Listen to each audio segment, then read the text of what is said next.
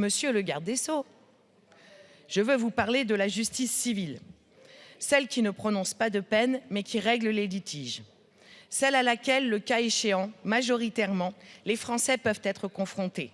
La justice du quotidien, en un mot. On vous a écouté. Ayez la courtoisie de faire de même. Cette justice au bout du rouleau, celle de l'appel des 3000 publié en novembre 2021. Cet appel témoignait d'un grand épuisement physique, d'un grand épuisement moral, et qui analysait froidement la situation en disant « Nous ne voulons pas d'une justice qui n'écoute plus et qui chronomètre tout ». Êtes-vous sourd, monsieur le garde des Sceaux? Une première réponse est tombée, tel un couperet, avec le rapport Sauvé, dont l'intitulé est « Rendre la justice aux citoyens ». Seules 10 pages sont consacrées à la justice civile, bien que les civilistes aient eu à cœur d'alimenter la réflexion.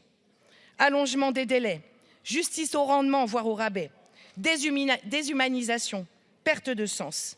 La suppression des tribunaux judiciaires n'a rien arrangé et contribue bien évidemment à élargir le fossé entre les Français et l'institution judiciaire.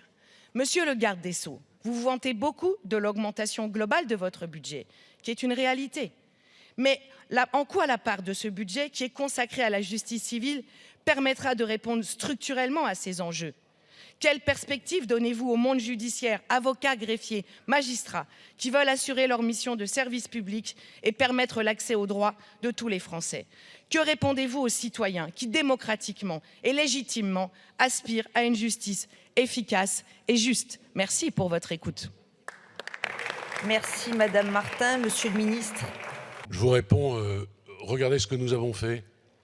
Nous avons embauché 720 magistrats, 850 greffiers, 2000 contractuels. Qui a fait mieux avant nous? Sous M. François Hollande, pardonnez-moi, c'était 27 magistrats qui étaient embauchés. Sous Nicolas Sarkozy, c'était un chiffre négatif, on ne remplaçait pas ceux qui partaient à la retraite. Ce que nous avons fait, c'est qu'on a ouvert des points justice pour les plus défavorisés, qu'on a augmenté l'aide juridictionnelle, qu'on a recréé des juridictions. Alors moi, je veux bien que plus soit égal à moins, mais au bout d'un moment, ça suffit, vous comprenez? Il y a ce que l'on a fait, il y a ce que vous souhaitez qu'on fasse, et il y a ce que nous allons faire.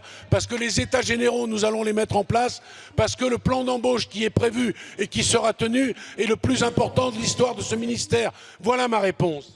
Monsieur le garde des Sceaux, quelle que soit la façon dont vous posez les choses, la distorsion entre vos propos et la réalité, dans les tribunaux d'instance en particulier, perdure.